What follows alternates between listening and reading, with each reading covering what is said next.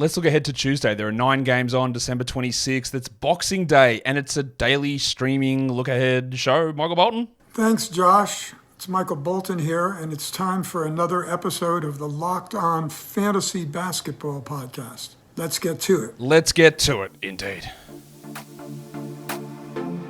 You are Locked On Fantasy Basketball, your daily fantasy basketball podcast, part of the Locked On Podcast Network.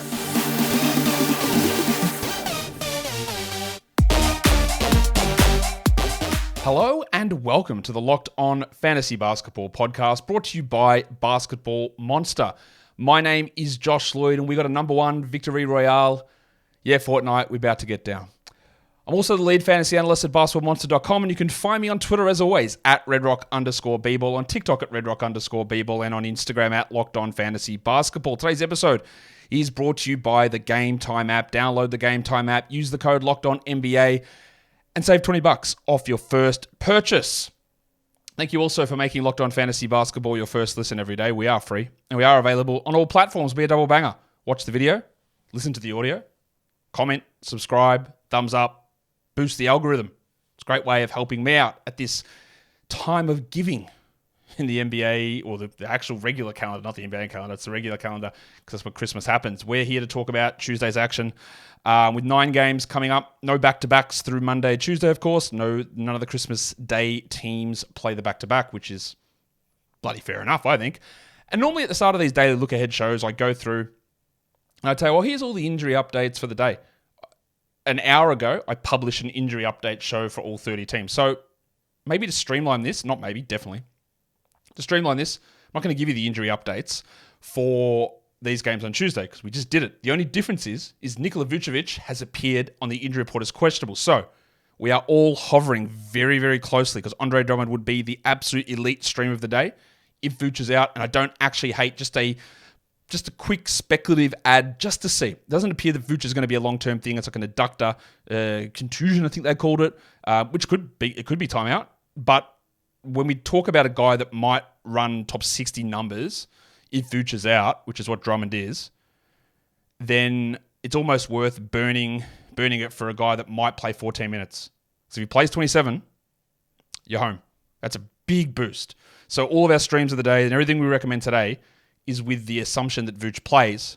But I think it's just a number 1 thing right now, 3 minutes in, we just add the big avocado Andre Drummond and we see what happens. Because it could be a W move. It might not be, but the upside of it, it's not like adding, well, I better add Harrison Barnes in case he gets me 12 points with 2 rebounds. Drummond might go 12, 2 steals, 3 blocks, 65% with 3 assists. He can do it. Not saying he's a good player, saying he put up good fantasy numbers. So let's look at what we need to look at for the day. Who are the teams that play Tuesday, Wednesday on the back-to-back? Because that's important to get some extra games in. It's the Nets, the Rockets, the Thunder, the Magic, and the Wizards. And the problem is, with those 5 teams, there aren't huge amounts of great streamers. There are some okay ones, but it's not a fantastic stretch. It's not a fantastic grouping of guys that we could look at. If we look at the streams of the day, again, we have certain cutoffs for all of these numbers, but Andre Drummond, who's 11% rostered, would hit basically every mark here. If Vuce is out, and wouldn't be the 16-team streamer. That would be Brandon would slide down. Otherwise, we'd get with Drummond is just the guy we want. Like again, get the avocado into your head. That is what we're looking at, with the expectation, 50% chance that it doesn't work out. But you take swings. Pat Williams, the 10-team streamer of the day. He's up to 49% rostered now. People are catching on. He will not be good every game, but it's a really nice stretch, and I like what we're seeing. Got to do it. We're going to be the same team. There's a lot of Bulls talk today, which makes me uncomfortable. The 12-team streamer is Alex Caruso, the Rabbit Hunter, still under 40% rostered. Yes, you could always go tits up at any point. Doesn't matter. You roster him for now, and when he's injured, probably tomorrow, you move on. The 14-teamer is Malachi Branham. He's available everywhere. Is he good? No, but he's a 30-minute-ish a night starter who's 9% rostered, who can score, occasionally delivers assists. I don't love him for 12s. But I do like him in deeper ones. And then we might have Marcus Smart returning for Memphis. But the community transport, Vince Williams Jr., is still going to play a good role. He still could start. He's 4% rostered. Is he great? No, but he gets steals, he gets rebounds, he's been relatively efficient. That's just way too low a number. Yahoo points at his Jeremy Sohan that I look at. Again, we'll show some caveats later on with stuff. And ESPN points is Alex Caruso. So they're my 6 streams of the day. Again, with the Andre Drummond situation that if he is starting, we're going all in.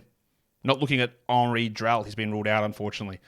Let's look at the games, the 9 of them, what is on my radar during these games. The first one is, I feel like we get this one all the time, the mystical battle, the Wizards, the Magic in Washington. I'm watching Wendell Carter because he was benched down the stretch and Goga Bitadze closed the game. If they run a 3-center rotation, you do not roster Wendell Carter Jr. In fact, if I'm in a 10-team league, I'd jack him already. Get that garbage out of here! Again, I do expect Wendell Carter to be better than he currently is, but that upside is not necessarily high enough to deal with uncertainty and shit performances because he hasn't turned in a good game all year. Yes, there's been an injury in the middle of that, but sometimes it just it hamstrings you and handicaps you holding on to a bloke like that in those shallower formats when it never comes good, and if it does, the upside's not that high. For the Wizards, it is Jordan Poole, who took a lot of shots last game against Golden State.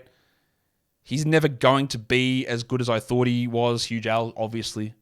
But we're seeing a few little things happening. An increase in some free throws, some better assists, more shots, more minutes, more scoring. It's all pushing up a little bit. So it is being somewhat rescued, and I just want that to continue. For the streams, the Magic, it is probably John Isaac, but I don't expect Fultz to play. Suggs may or may not play. So it could be Gary Harris in that mix, Anthony Black for deeper leagues. Joe Ingles may not play. But Isaac's a little bit safer that doesn't rely upon those other guys being in or out. And Bilal Coulibaly, the minutes have been going down lately, which is disappointing. I thought they were trending up. He's still a streamer, but I'm not looking at him as a 12-team hold anymore. The next one is the Brooklyn Nets, the Detroit Pistons. Can the Pistons do it? Can they avoid complete infamy? They've tied the record for most consecutive losses, 26. They lose this one, it's 27. Merry Christmas. I hope that they... I don't know. Do I hope that they lose so that more embarrassment is poured onto the front office and ownership? Yes. Do I hope that they win so that Pistons fans don't have to suffer through being that team? Also, yes. So I don't know. So I guess either way I can be okay with it or sad with it, whatever. Anyway, for Brooklyn, Cam Johnson was better last game. I want to see him continue to do more rebound-wise and steal-wise and also be able to push 32 minutes a night. I guess part of the problem is that they are using a lot of Cam Thomas, which means that Mikal Bridges is playing almost exclusively as a forward, meaning that the O'Neal, Finney-Smith, Johnson, they're all sort of eating each other there, which does hurt the overall upside of Cam Johnson. We'll see how they use that. Isaiah Stewart for the Pistons, I don't really want to watch it, but I do because he was pretty good last game on the back of 89% shooting. There is a chance that Jalen Duren is back in this game. So what we want to see with Stewart is, do they start him next to Duren and I vomit not in your mouth, unless you're close by and that's what you're into, come by, I've got a couple for you. Otherwise, I vomit in my own mouth about that. Or do they put him behind Duren, or do they start Stewart and bring Duren off the bench to get him back up to speed and split 24-24? That is key. In terms of streams, Finney-Smith looks like it for Brooklyn, and Isaiah Stewart is still 41% rostered only. Fair enough. I don't think he's a 12-team league guy, but there is an opportunity here to stream and get a little bit of action in. Today's episode is brought to you by eBay Motors. eBay Motors is partnering up with me, Josh Lloyd, and the Locked On Fantasy Basketball podcast to help you bring the best fantasy picks each week, all season long. So whether it is you're scouting the waiver wire, you're doing daily draft sort of situations, each week we're going to help provide you players that are guaranteed to fit on your roster. And I feel like this guy's been on the eBay list every week, but I'm going to chuck him out again because Brandon Pajemski is continuing to do very good things. And the Christmas Day game just finished of the Warriors, and he was great again. Yes, Draymond might be back in 5-6 games. I don't know, but I don't know how you can take Pajemski out of the lineup. He's honestly playing like their second or third best player at the moment. He's a fantastic fantasy contributor, and there's just no reason you should leave him on the waiver wire. None.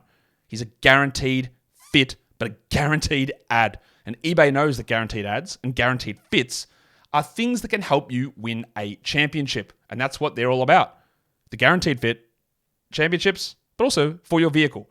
With over 122 million parts for your number one ride or die, you can make sure that your ride stays running smoothly. Brake kits, LED headlights, roof racks, bumpers, whatever it is your baby needs, eBay Motors has it. And with eBay Guaranteed Fit, it's guaranteed to fit your ride the first time, every time, or your money back. Plus, at these prices, you're burning rubber and not cash. So keep your ride or die alive at ebaymotors.com. Guaranteed Fit from eBay is only available to US customers, eligible items only, and exclusions apply. Let us go into the next game. Check what's on my radar in that one. Oh, that's the wrong game. Better slide that over. It is the Utah Jazz and the San Antonio Spurs, Battle of the Titans. In this one, we do want to see Utah to see if we can figure out anything that's going on with Walker Kessler. He still played 26 minutes last game, but we thought he'd come in and play 29, 30 a night, every night, solid starter, establish himself in the Defensive Player of the Year conversation, and it has not gone like that remotely close, not even anywhere near it. Are they going to continue to sort of shift him and Olynyk between the starters and the bench when the guy that should be benching is John Collins? We'll see what they do. Honestly, if I was this Jazz team, and I'm not, obviously I'm a person, not a team, but if I was anything to do with them, I would just say, Kessler, you're our center. Taylor Hendricks, you're our 4. Kelly Olynyk, you're our hybrid off the bench guy. John Collins, I'll see you later. What are you doing now? But whatever. That is what I expect later in the season, by the way. We'll see how it goes. So we see how Kessler goes. And on San Antonio, we need to see what the horsecock is up to, Keldon Johnson, because he was benched last game. He played 23 minutes. And let me guarantee you this, last season, in 32 minutes a night, Keldon Johnson was barely a 12-team guy. If he plays 23 minutes a night, he's nowhere near it. He's about 100th so far this season, around that mark. He's upped a lot of his rebound and assist rate stuff. But in the end, I think he's probably just Keldon Johnson. A 23-minute a night Keldon Johnson is nothing you need to care about. So let's watch his role. I've got Chris Dunn there as a stream for the Jazz, but he literally might play 0 minutes because I don't know at this point Taylor Horton-Tucker's role or status, or I don't know whether Keontae George is going to play. And if they both play, well, what do we get out of it? Dunn might play 5 minutes, or he could be up there with Andre Drummond as the best streamer of the day because he's great when he plays. So we'd have the streams there as like, yeah, if George is playing and starting, we stream him. If George is out, it's Horton-Tucker, and if they're both out, it's done. So I should have just said stream whoever is the point guard because that's sort of where we're at. For the Spurs, Jeremy Sohan was really good last game. I don't know whether that continues or not. I'd be watching this one for Victor Wembanyama, who missed the last game. I think that even if Wemby plays, and I think he does, he'll be on a minutes limit, so Zach Collins should still be pretty solid. So just watch that one there. For the next one, it is the Atlanta Hawks and the Chicago Bulls. I should have said that I'm going to watch Jalen Johnson because the big fella's back. I think he'll probably move straight into the starting lineup, especially with DeAndre Hunter out, and Sadiq Bey will start at the 3. So we'll get Bey at the 3, Johnson at the 4, and a lot more minutes still for Onyeka Okongwu. And Bogdanovic still gets that role too. So we're going to watch to see what they actually do with Bey. Do they start him and do they keep him playing 35 a night? That's enough to maintain rosterability. And then on the Bulls, it is Andre Drummond. I had to make sure his name was on the screen in case you guys don't listen to my words. You just look on the screen. Andre Drummond. We've got to watch Andre Drummond because if Vooch's out, we're adding him everywhere. Even if it's one game, you've got to use it. It's that high of a level. Now he'll come out and have 4 and 5 and foul out in 4 minutes. I know this, but we've got to play the processes and percentages. Streams is Alex Caruso, but of course, it's Andre Drummond. And then on the Hawks side, I don't know why I reversed the order there. I've just put Quinn Snyder there because this is a team that has literally no stream options. There is no one that's available in 55% of leagues who I care about. Gary Matthews? Absolutely not. Wes Matthews? Kobe Buffkin? No, they just don't play anybody. So, no, we don't care. So I just put Quinn Snyder's name there because I didn't know what else to put. The next game we look at is the Indiana Pacers and the Houston Rockets. Aaron Nesmith struggled a little bit last game, but we feel really confident. He's going to play 27 minutes a night every night. 28 sometimes. He's been a very good steals guy, up from being a bad steals guy last season. What do you know about steals? Oh, wow, they change every year. What a shocker that is. And he could easily drop off at any point. He's also shooting the absolute lights out from 3, which helps his numbers. He's a good streamer. I don't see him as a must roster, but he is a good stream value at the moment. And then for the Rockets, it's Tari this season because we got a little bit kicked in the dick last game, didn't we? We saw Eason going 26, 26, 28, 26, 26, whatever it was in 4 games, and then 20 minutes. And that's the worry. Because if something isn't happening ahead of him in the rotation, or if he is not having a superlative game, they don't use him. They don't need to use him because they can go with Green. They can go with the other Green. They can go with more Jabari Smith. Like Şengün and Smith played like 38 minutes each last game, so there was nothing there for Eason. And that is always the problem with finding the path. Because it's all well and good to have 30-minute games, but if you have a 30-minute game and then an 18-minute game, well, you're a 24-minute player, and that's probably not enough. Now, I do think that we do need to roster him without really any question at all, but we'll reassess that in a week or so. And if he's playing 21 a night, then he's not worth it. In terms of the streams, it is Nesmith, and I did include Amen Thompson on that stream list because just watch some of his highlights. He looks really good. Now, I don't think we need to be stashing him in 10 or 12, maybe even 14-team leagues, but there's a guy who's ahead of him at the moment, and he stinks, and his name's Jalen Green. Fred VanVleet's obviously really good, but Amen's coming back from this ankle injury. I have always maintained I think Amen is going to be better than Asar Thompson, and He just looks really good. I just think he looks awesome at the moment in these limited minutes. So he might be a stream, but it's more of a stream and also just watch. Because if they start to lose patience with Jalen Green, maybe Amen does a little bit more. The other one to watch in this one is Bruce Brown because he missed the last game with a bone bruise. He's officially questionable for this game, and they started Andrew Nembhard in his place. Nembhard might be a stream, but I still prefer Neesmith over him. Just a little bit longer staying power, and I think overall he is a better player. The Memphis Grizzlies and the New Orleans Pelicans.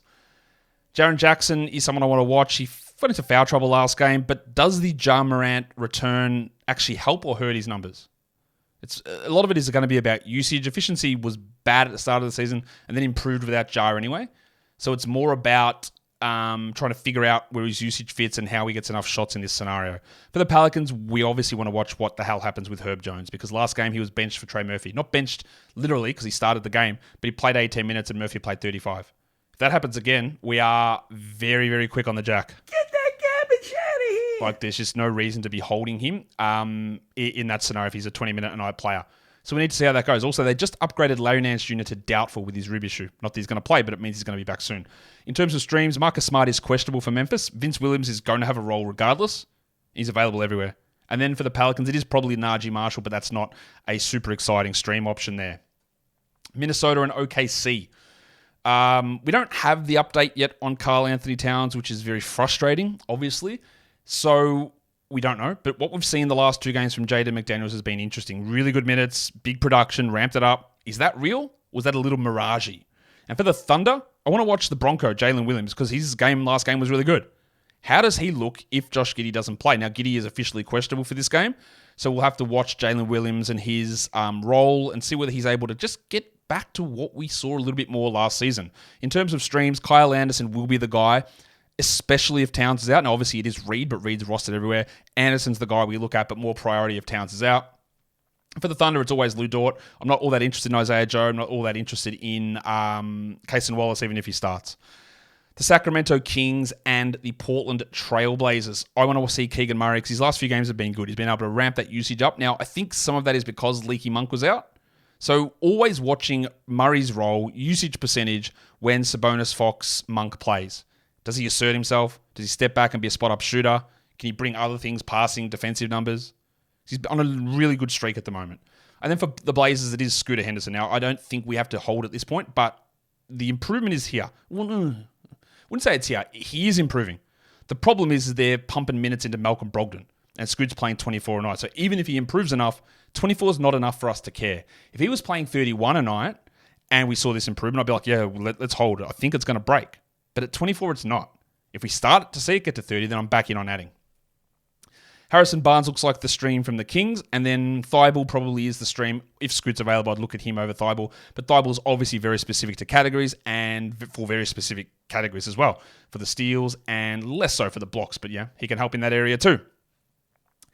Today's episode is brought to you by the Game Time app. You shouldn't have to worry about buying tickets to your next big event. Game Time is the fast and easy way to buy tickets for all sports, music, comedy, and theatre events near you. They've got the killer last-minute deals. They chuck a flash deal up on your phone and go, hey, Bozo, there's something going on tonight in your area. We've got some tickets. Do you want to go? Yeah, sure. Let's have a look. And you go in there and you check the price. Oh, that's a pretty good price. And you can feel really comfortable because they're not going to throw extra fees on at the end. The price that you see, which is their all-in pricing policy, is the price you pay. So if it says it's like, hey, we've got $30 tickets for tonight, it's the $30 ticket. It's not $33.84. It's not $37.22. It's $30. That's how it works. All in pricing. They've also got the views from your seat. So you can click the seat and you can see exactly what you're going to see when you get to the arena, the stadium, the concert hall, whatever it is. So that's great. Takes the guesswork out of buying tickets. That's what Game Time does. So download the Game Time app, create an account and use the code LOCKEDONNBA for $20 off your first purchase. Terms apply again. Create an account. The code is LOCKEDONNBA for $20 off. Download Game Time today. Last minute tickets, lowest price guaranteed. Okay, let's bring this big fella home. The Hornets and the Clippers is the next game. I put on this list that I want to watch old mate Nick Smith because he went off in the fourth quarter of the last game. Now, I expect that LaMelo Ball is out. Brandon Miller, Terry Rozier are both questionable. Mark Williams is doubtful, I'm going to say. So if we have Ball, Miller, Rozier out, Nick Smith was better than Ish Smith or that both guys would be stream options. And I would hope that Steve Clifford will just give a little bit to Nick. Let's see. In terms of the Clippers, I don't think that Kawhi is going to be out, but there's a chance. But I just want to watch Jim Harden, who's been very good. I can't even speak. He's been very good recently, putting up like top 20, top 15, top numbers. I want to see him push a bigger usage game onto us. Hasn't really happened yet, but I'd like to see him do that. In terms of streams, it is Nick Richards, but it's the Smiths after that, depending on those other absences. And then Norman Powell is always a good stream option for the Clippers.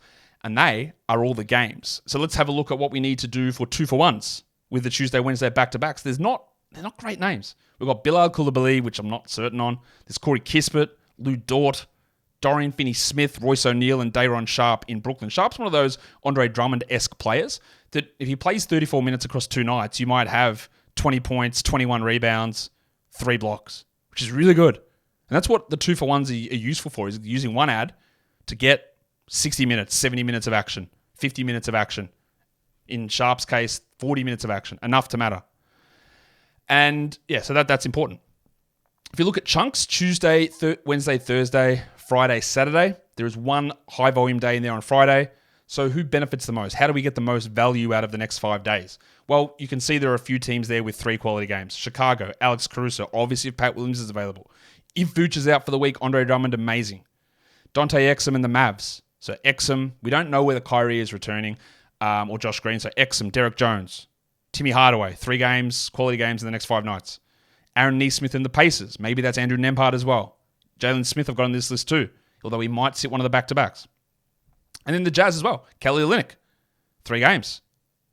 But Chris Dunn, Taylor Horton-Tucker, Keontae George, I don't know if they're going to play.